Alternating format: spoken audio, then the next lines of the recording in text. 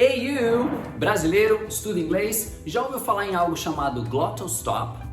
Pois é, tem a ver com pronúncia. Alguns brasileiros fazem um glottal stop e nem sabem que fazem. Outros têm uma dificuldade imensa em fazer um glottal stop. Ah, e você sabia que tem uma diferença entre o glottal stop do inglês americano e o glottal stop do inglês britânico?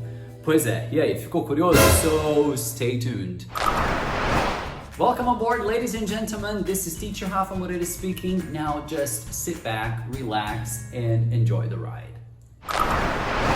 Well then, first things first. What is a glottal stop?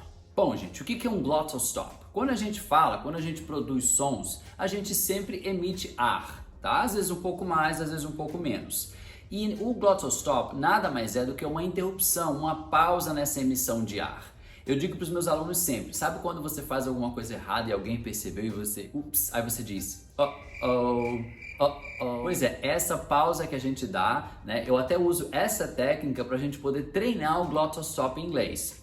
E alguns sons são glotalizados em inglês. Eu não sei nem se existe esse verbo glotalizar em português, mas em inglês a gente fala assim, you glottalize, for example, you glottalize the T. Ok? E a gente vai focar no T hoje, tá bom? E a gente vai ver alguns exemplos e entender melhor como funciona essa glotalização. Rafa, mas em que parte da palavra que ocorre esse glottal stop?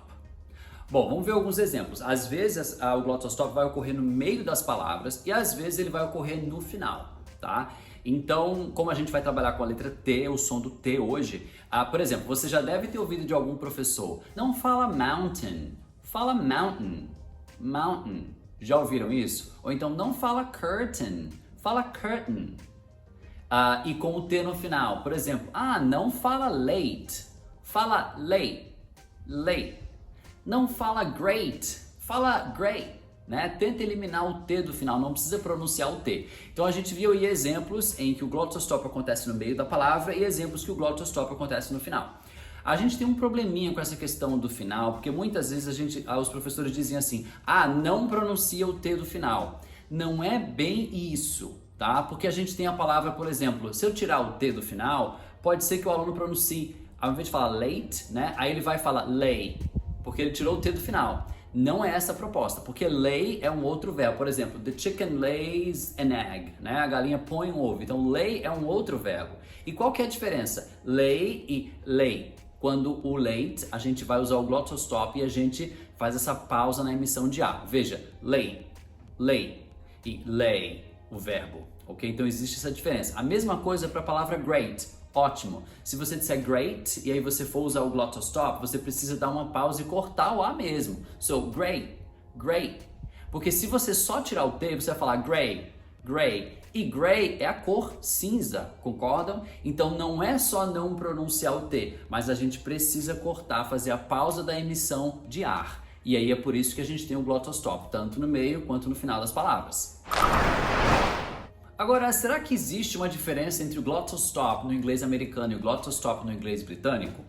Bom, vamos analisar. A primeira parte, eu vou mostrar para vocês que quando o glottal stop acontece no meio em alguns sons, né, com o T, a gente vai ter isso para o inglês britânico e o inglês americano, como por exemplo, mountain, né? Mountain, curtain, cotton, que é algodão, ou então written, que é tipo o particípio do verbo write, rotten, que é podre, quando algo está podre, né? Ficou maduro, ripe, depois ficou podre, rotten. Para os americanos, a grande maioria vai sempre usar o glottal stop. É difícil você ver um americano nessas palavras não usar o glottal stop. Já com os britânicos, existem pessoas que usam o glottal stop nessas palavras, falam mountain, curtain, cotton, button, written, mas também tem uma grande parte que fala rotten, written, mountain, curtain, button. Falam sim as duas coisas. Então você vai ver gente pronunciando button na Inglaterra e gente pronunciando button. Então depende muito, vai ter as duas coisas. Para os americanos não, a grande maioria vai sempre usar o glottal stop nesses casos. Para os britânicos, algumas sim, algumas não. E tá tudo bem, ok? Tá correto falar button e tá correto falar button. Não tem problema. Essa é a primeira parte. A segunda parte, com o glottal stop no final das palavras, aí fica também para ambos, né? Tanto para os americanos quanto para os britânicos. E às vezes, americanos e britânicos vão pronunciar o T no final, dependendo da ênfase, da entonação, da situação, e às vezes não pronunciam. Então você vai ouvir em determinadas situações americanos e britânicos falando great e às vezes great, late, get. Vai depender muito da ocasião. Agora, assim, last but not least, né, uma coisa bem interessante, que é um glottal stop que é usado exclusivamente por britânicos, tá? Em palavras como, por exemplo, água. Eu preciso compartilhar isso com vocês. Quando eu cheguei pela primeira vez na Inglaterra, dentro do voo, no avião, eu trabalhando e tal, e aí os passageiros me perguntavam assim, can I get a bottle of water, please? E eu, meu Deus, o que é isso? Can I get some water, please? Some water, please? E eu, meu Deus, water, o que é isso? Né? Nada mais é do que a palavra água em inglês. Water. Water para os americanos e para os britânicos. Ou você vai dizer water, ou você vai dizer water, dependendo da pessoa que está falando. Então, no voo eu escutava muito, can I get some water, please? Can I get a bottle of water, please? Né? A bottle of water. Né? Uma garrafa d'água. Então, bottle, para os britânicos, pode ser pronunciado bottle ou então bottle. Uma outra palavra, tipo filha em inglês. Para os americanos, daughter. Para os britânicos, daughter ou daughter. Então, daí imagina só, vê o exemplo. Eu vou pedir uma garrafa de água para minha filha. No inglês americano, eu falaria, can I get a bottle of water for my daughter, please?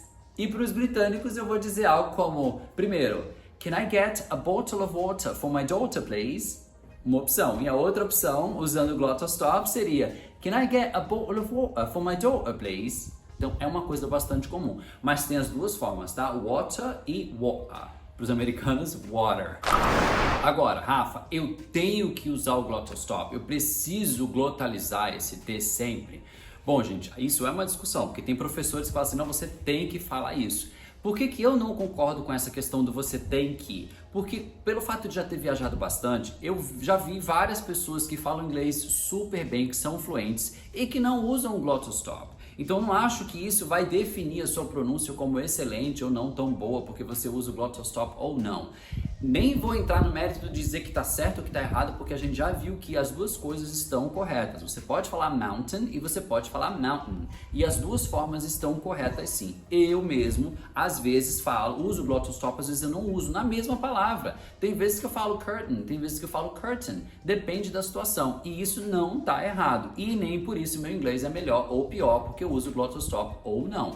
Então vamos acabar com a história de que você tem que fazer o glottal stop. Não, você não tem. Se você acha legal e você quer fazer, porque os nativos, principalmente os americanos, usam bastante, os britânicos também, e você quer, tipo, treinar isso, é uma vontade sua, tudo bem. Mas que você precisa fazer isso, não concordo. E agora chegou o nosso momento Sharing Experiences. Bom, gostaria de saber de vocês, após todas as informações do vídeo de hoje do glottal stop. E aí, qual a sua relação agora com o glottal stop? Você já conhecia, achou fácil, achou difícil? É algo que você acha que deve treinar, que deve aprender? Ou não, prefiro não usar? Qual é a sua posição em relação ao glottal stop hoje? Me conta aqui nos comentários. Hey, don't forget to smash that like button right there, okay? Look forward to seeing you again soon. Have a good one. Bye.